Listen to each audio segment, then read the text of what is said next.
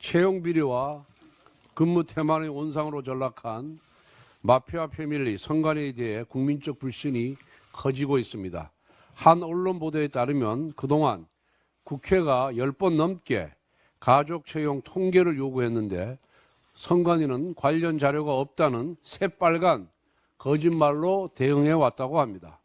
사실이라면 반드시 법적 책임을 묻겠습니다. 국민의힘은 지난주 금요일 국회 행안위 차원에서 선관위 비리 감사를 위한 현안 질의를 제안했습니다만 민주당에서 거절했습니다. 선관위원 인사청문회 때문이라고 하는데 인사청문회는 인사청문회이고 현안 질의는 현안 질의 아닙니까? 민주당이 선관위의 불법 비리의 심각성을 인지하지 못하고 도리어 부패 선관위를 비호하고 있다는 방증입니다. 국민의힘은 부패 선관위 개혁을 위한 5대 선결 과제로 외부 감시, 견제 강화를 위한 특별 감사관 도입, 선관위 사무총장에 대한 국회 인사청문회 도입, 선관위원장의 법관의 선관위원장의 겸임 금지, 시도 선관위를 행정안전위원회, 국회 행정안전위원회 국정감사 대상 기관으로의 도입, 지방 선관위 상임위원 임명 자격을 외부 인사를 확대하기 위한 선관위법 시행규칙 개정을 추진하도록 하겠습니다. 국민의힘은 이번 주 중으로 선거관리위원회 특별감사관법을 발의하겠습니다. 지난 28일 민생법안과 추경 논의를 위한 여야정 국정협의회가 민주당의 노쇼로 무산되었습니다. 우원식 국회의장까지 추경만큼은 다른 사안과 결부하지 말고 추진하자고 말렸지만 민주당은 끝내 민생을 걷어찼습니다. 지난달 10일 이재명 대표는 국회 연설에서 추경을 가장 시급한 일이라고 강조했습니다. 그러나 추경 논의가 시작되려고 하자 이재명 대표는 국정협의회를 버리고 탄핵 찬성 집회로 달려갔습니다. 탄핵 집회에서 이재명 대표는 본인의 옆자리를 종북 통진당 후예들로 채웠습니다. 민생과 중도 보수를 운운하던 이재명 대표의 행보가 얼마나 기만적인지 스스로 입증한 셈입니다. 그러다 보니 앞뒤가 맞지 않은 말들을 한 입으로 쏟아내고 있습니다. 상속세율 인하는 초부자 감세라고 반대하면서 정작 초부자에게도 25만 원 생활지원금은 꼭 줘야 한다고 합니다. 국민의힘이 발표한 에너지 바우처는 더 많은 지원이 필요하다고 주장하면서 이를 논의하기 위한 협상 테이블은 엎었습니다. AI 추경을 운운하면서 엔비디아 같은 기업이 탄생하면 그 지분의 30%를 국민에게 배분해야 한다고 주장합니다. 이재명 대표는 입만 열면 거짓말과 모순투성이라는 표현이 결코 과장이 아닙니다. 국민의힘은 이러한 민주당의 발목 잡기에 흔들리지 않고 오직 민생에 집중하겠습니다. 앞서 발표한 소상공인 1인당 100만 원 에너지 바우처 도입과 취약계층 소비 여력 보강을 위한 취약계층 1인당 최대 50만 원 선불 카드에 더해서 소상공인 시설 장비 바우처 도입을 추진하겠습니다. 영세 소상공인의 노후시설 개선과 장비 구입 비용 일부를 최대 200만 원까지 바우처 형태로 지원하겠습니다. 지금 대한민국에 필요한 추경의 원칙은 명백합니다. 시장에는 자유를, 세금에는 효율을, 취약계층에는 따뜻한 보호를, 국민의 세금은 효율적으로 사용되어야 합니다. 취약계층을 보호하고 식어버린 경제에 활력을 불어넣어야 합니다. 국민의힘은 반드시 해내겠습니다. 8개 사건, 12개 혐의, 5개 재판을 받고 있는 범죄종합세트 이재명 대표와 그 방탄세력이 최근 들어 이재명 대표가 대통령에 당선되면 재판이 중단된다는 궤변을 밀어붙이고 있습니다. 김치국도 유분수입니다. 사법부의 판결을 앞두고 스스로 반성하고 성찰하기는커녕 국민들께서 면죄부를 줄 것으로 기대하는 그 발상부터 오만한 작태입니다. 국회의원, 지방자치단체장 중에는 선거 전부터 진행된 재판의 결과에 따라 직을 상실한 경우가 비일비재합니다. 입시비리, 감찰무마, 사모펀드 비리로 유죄 판결을 받은 조국 전 의원이 대표적인 케이스입니다. 국회의원 당선증이 조국 일가의 범죄비리 면죄부가 아니었듯이 대통령 당선증은 범죄비리 종합세트 이재명의 면죄부가 아닙니다. 대통령이 당선되면 재판이 중단된다는 발상은 87년 국민항쟁으로 일궈낸 대통령 직선제 헌법의 취지를 왜곡하는 것입니다. 대통령 선거는 대한민국을 대표하여 국정을 이끌 지도자를 뽑는 선거이지 한 사람을 위한 면죄부 발부를 다수결로 정하는 제도가 아닙니다. 사법부는 이재명 방탄 세력의 궤변에 흔들리지 말고 모든 사람 앞에 공정한 판결을 내릴 것을 촉구합니다. 공직선거법 재판뿐만 아니라 이재명의 위증교사, 대장동, 백현동, 불법 대북송금, 법화 유용 등 모든 재판이 정치 일정과 무관하게 신속히 진행되어야 합니다. 그 시작은 유독 이재명 대표 앞에서만 무기력했던 공직선거법 633 조항의 복원이어야 합니다. 이재명 대표 선거법 재판 1심은 2년 2개월이나 걸렸고 2심은 4개월 하고도 10일이 지나서 3월 26일에 나오게 됩니다. 대법원은 사법부에 대한 국민의 신뢰 회복을 위해 반드시 금년 6월 26일 안에 최종 판결을 내려야 합니다. 2심에서 날린 40여일을 만회하기 위해 5월 중에 최종심 선고를 내리는 방안도 검토하길 바랍니다. 이재명 대표가 정말 국민 앞에 떳떳한 정치 지도자라면 스스로 대통령에 당선되더라도 진행 중인 모든 재판을 당당하게 받겠다고 스스로 선언해야 합니다. 이에 국민의힘은 사회 안정과 사법부 신뢰 복원을 위해 여야 합의로 대법원에 6월 26일 이내에 최종심 판결을 촉구하는 국회 결의안을 채택할 것을 민주당에 제안합니다.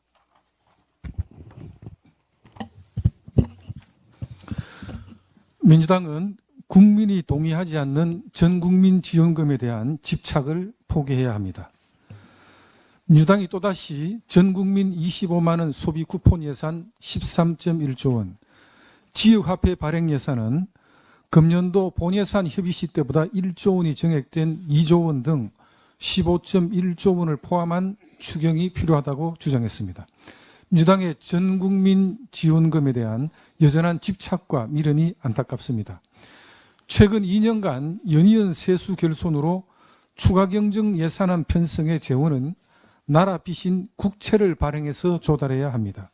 이 이야기는 결국 부모의 필요에 의해서 빚을 당겨 쓸 테니까 이 빚은 너희 자식들이 갚아라 라는 것과 같습니다. 대한민국에 이런 부모가 있을 리가 없습니다.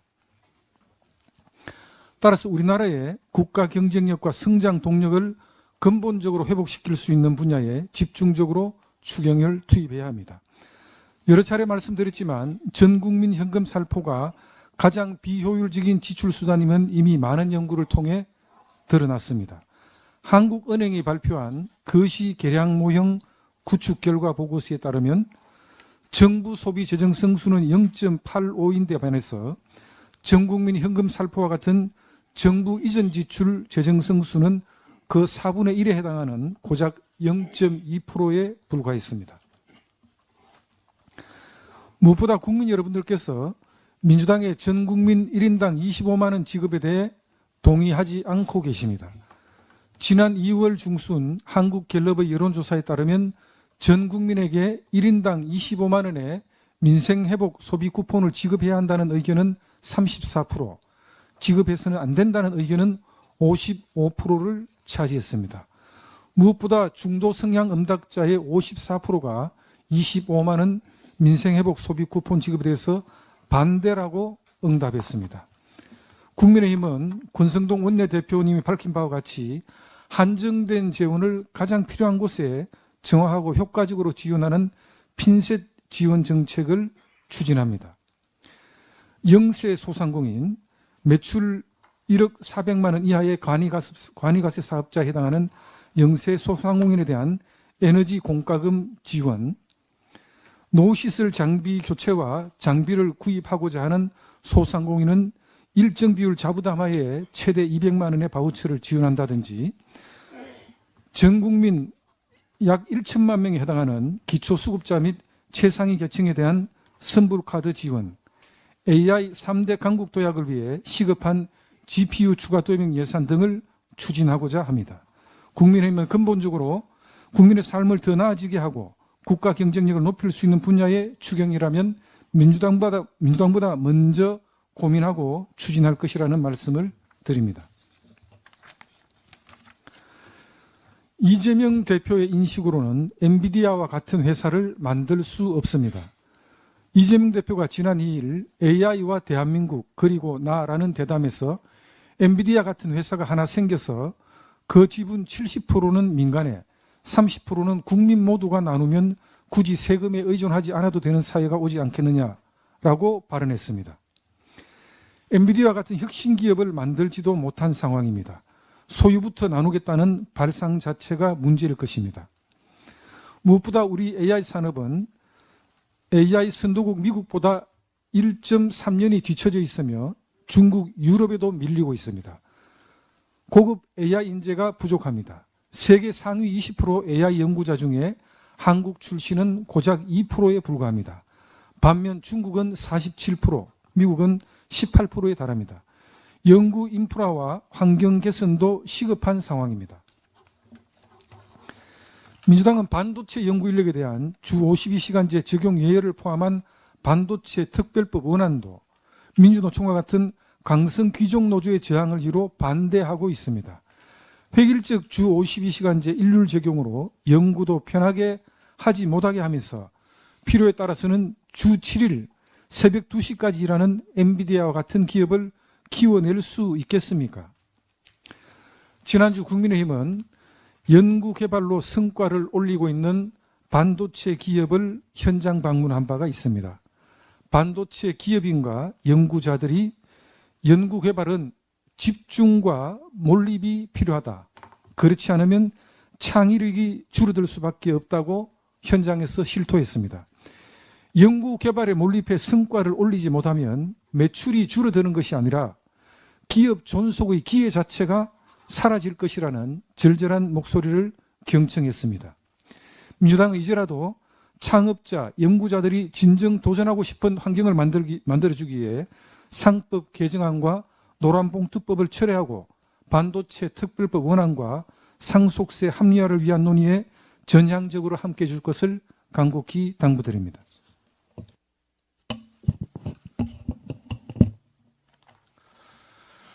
지난 28일 민주당은 2차 국정협의회 직전 일방적으로 불참을 통보해 왔습니다. 최상목 대통령 권한대행의 마은혁 헌법재판관 후보자 미임명을 이유로 민생론의 테이블을 걷어차 버린 것입니다.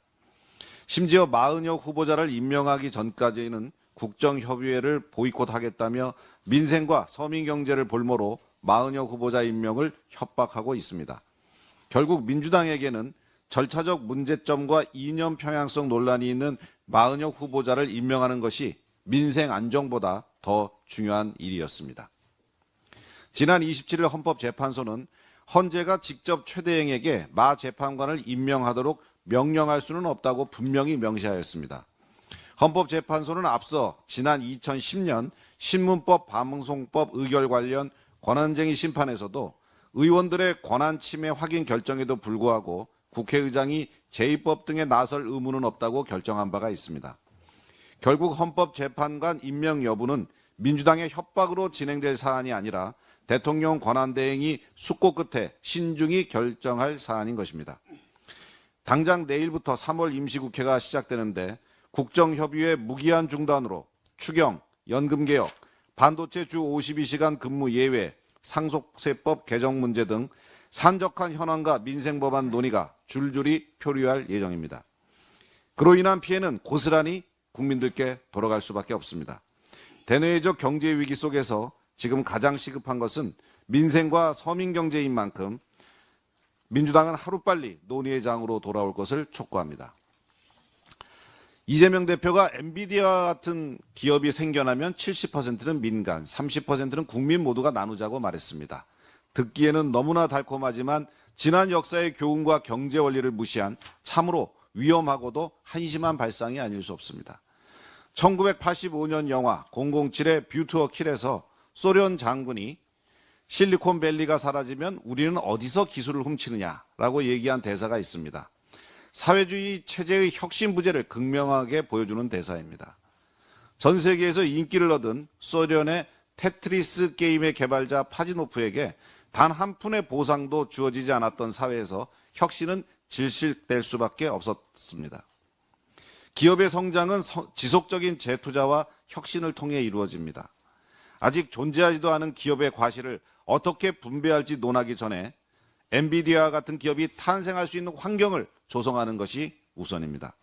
기본사회라는 이름으로 기업의 성과를 국가가 관리하려는 이러한 발상은 기업가 정신을 뿌리채 흔드는 사회주의적 접근입니다. 이 같은 사회에서는 삼성이나 엔비디아 같은 기업이 결코 탄생할 수가 없습니다. 결국 이재명 대표의 구상은 옛 소련의 전철을 밟자는 위험한 발상입니다. 지금 우리에게 필요한 것은 기업을 옥죄는 발상이 아니라 규제를 풀고 혁신을 장려하는 정책임을 이재명 대표는 반드시 명심하기를 바랍니다. 오늘 오전 정부는 최상목 권한대행 주재로 국무위원 간담회를 열고 마은혁 후보자 임명건에 대해 논의할 예정이라고 합니다. 다시 한번 강조합니다.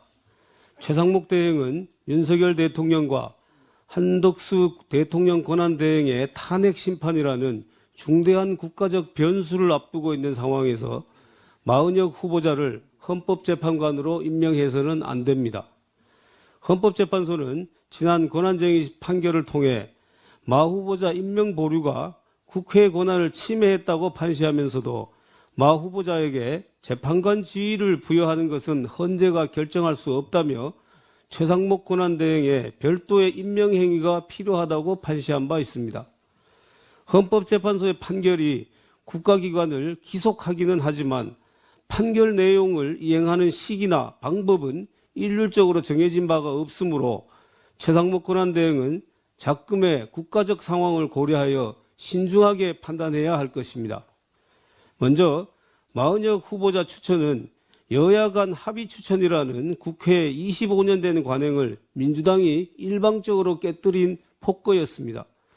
마은혁 후보자에 대한 임명은 국회의 오랜 관행에 비추어서도 결코 용납될 수 없습니다. 작년 12월 초순경 여야는 헌법재판소장 임명에 야당이 동의하는 것을 전제로 야당의 헌법재판관 2명의 추천권을 주는 것으로 하고 인사청문회 진행을 추진하고 있었습니다. 이후에 새로 선출된 국민의힘 원내대표단이 이를 야당에 확인하자 야당은 헌법재판소장 임명에 대한 합의를 전면 부인했습니다. 따라서 헌법재판소장 임명 동의를 전제로 야당이 헌법재판관 2명을 추천하기로 한 논의는 원천 무효가 된 것입니다. 이에 따라 국민의힘은 헌법재판관 인사청문회 자체를 인정할 수 없어서 청문회에 불참하였고 민주당이 인사청문회를 일방적으로 강행한 것입니다. 민주당도 이러한 사실관계를 잘 알고 있음에도 불구하고 마치 마은혁 후보자에 대해 여야 합의가 있었던 것처럼 주장하는 것에 대해 강한 유감의 뜻을 표합니다. 둘째, 앞으로 있을 대통령과 대통령 권한대행에 대한 탄핵 심판의 공정성 그리고 헌법재판소의 신뢰 확보를 위해서도 마은혁 후보자를 헌법재판관에 임명해서는 안 됩니다. 이미 헌법재판소는 그간의 탄핵 심판 진행 과정에서 공정성, 형평성에 있어 많은 논란을 자초하여 국민들의 신뢰를 상당 부분 상실했습니다. 이러한 상황에서 여야 합의 없이 민주당이 일방적으로 추천하였고 이념적 편향성 우려도 매우 큰 마은혁 후보자가 탄핵 심판에 관여하게 된다면 헌법재판소는 더더욱 공정성 시비에 휘말리게 될 것입니다. 향후 헌법재판소가 어떤 판결을 내리더라도 국민적 신뢰를 얻기 어렵게 될 것입니다. 셋째, 지금 마은혁 후보자를 임명한다면 탄핵 찬반으로 나뉜 국민들의 분열을 더더욱 부채질하여 결코 국민 통합을 이룰 수 없게 됩니다. 민주당은 마은혁 후보자를 임명하지 않으면 최상목 권한대행을 인정할 수 없다면서 국정협의체에도 계속 불참하겠다며 권한대행을 겁박하고 있습니다. 그 이유는 자명합니다. 결국 윤석열 대통령 탄핵 인용에 필요한 정족수 6명을 안정적으로 확보하고자 하는 것 아니겠습니까? 마은혁 후보자가 임명된다면 탄핵 인용 한 표는 이미 확보한 것과 다름없다고 계산하고 있는 것입니다. 이러한 상황에서 마은혁 후보자를 임명한다는 것은 일방적으로 민주당의 편을 들어주는 것입니다. 이렇게 편파적으로 구성된 헌법재판소의 판결이 어떻게 국민적 정당성을 획득할 수 있겠습니까? 어떻게 갈라진 국민들을 통합할 수 있겠습니까? 최상목 권한대행은 이러한 점을 깊이 숙고하여 윤석열 대통령과 한덕수 권한대행의 탄핵심판 선고 시까지는 결코 마은혁 후보자를 헌법재판관에 임명해서는 안 될 것입니다. 이상입니다.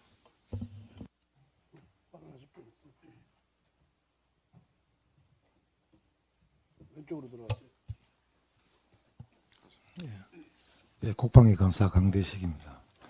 자유민주주의 대한민국의 근간을 흔드는 세력이 사회 곳곳에서 준동하고 있습니다. 이들은 헌법을 파괴하고 행정부를 마비시키며 우리의 안보를 위협하고 있습니다. 그 첫째가 헌법재판소입니다.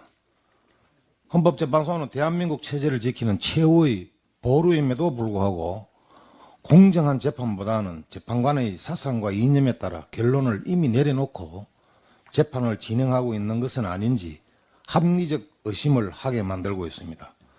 그리고 탄핵 사유가 불명확한 사건에 대해서도 이미 변론이 종결되었음에도 선고일을 확정하지 않아 행정부 마비에 동조하고 있습니다. 그 두 번째는 중앙선거관리위원회입니다. 민주주의 꽃으로 불리는 선거의 공정한 심판임에도 불구하고 감사원 감사를 통해 드러난 선관위의 실태는 고위 간부부터 지역 직원에 이르기까지 부패 원팀이 되어 치해 법권의 성역이라는 것이 확인되었습니다. 이러한 부정한 조직에 대해 헌법재판소는 국가기관이 감사도 하지 못하도록 문을 단단하게 닫아버렸습니다. 그 세 번째는 국회 절대 과반을 차지하온 민주당입니다. 민주당은 민주라는 단어가 부끄럽게 국회에서 일당 독재의 힘을 과시하고 있습니다. 민생을 외치지만 결론은 정권 찬탈을 위한 조기 대선으로 귀결됩니다. 행정부 마비, 안보 불안, 경제 파괴의 우려에도 불구하고 오직 이재명 대표의 사법 리스크를 제거하기 위해 국회를 악용하고 있습니다. 심지어 이들은 헌법재판소를 압박하고 중앙선거관리위의 부정부패에 눈을 감고 있습니다. 마지막으로 대한민국을 전복하려는 북한과 간첩입니다. 우리 안보의 핵심 축인 미군의 항공모함이 그제 부산에 입항하였습니다. 북한은 기다렸다는 듯이 비난 성명으로 한미동맹을 위협하고 있습니다. 그리고 북한의 지령을 받아 대한민국을 파괴하려는 간첩들이 암약하고 있습니다.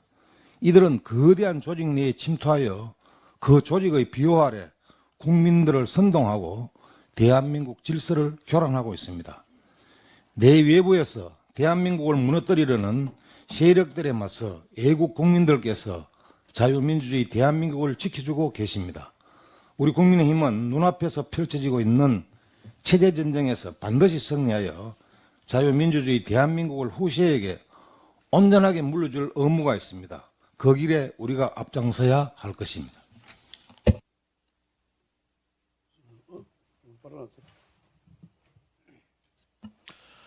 지난 3월 1일 서울 도심에서 열린 탄핵 반대 집회의 왜곡 보도에 대해서 말씀드리겠습니다.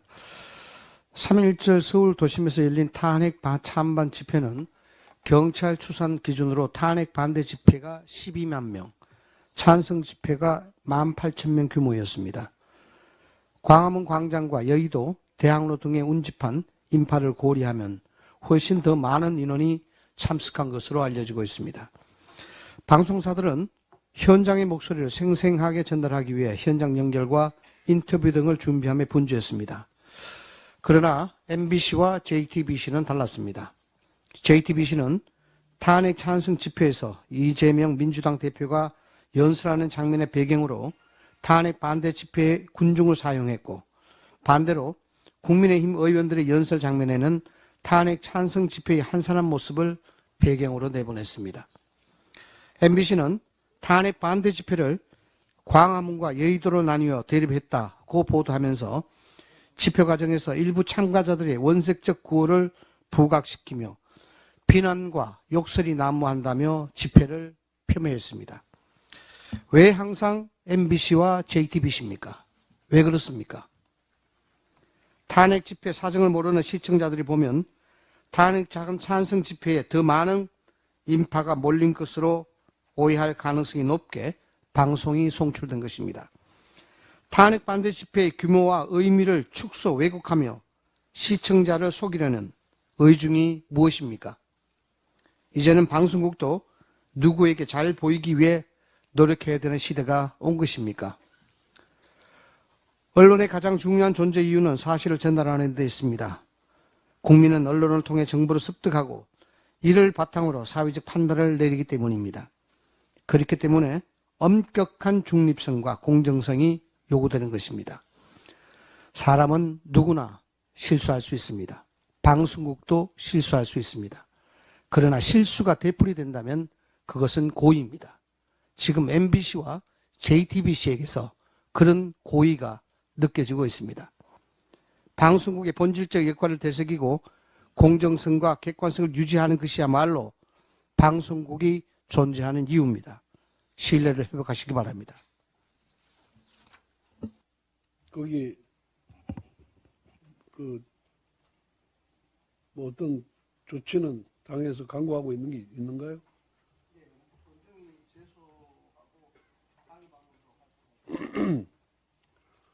원중이 죄송 아니고 보도 자체가 팩트에 어긋나면은 그건 방송통신위원회에다가 조사를 시켜야 되는 거 아니에요? 거기에? 예. 미디어 특위에서 좀 법적 대책을 좀 제대로 강구하시기 바랍니다. 예. 행안위 간사 조은희 의원입니다. 비리와 무능의 종합 세트, 선관위의 실체가 드러나면서 선관위 카르텔에 대한 국민적 공분이 커지고 있습니다.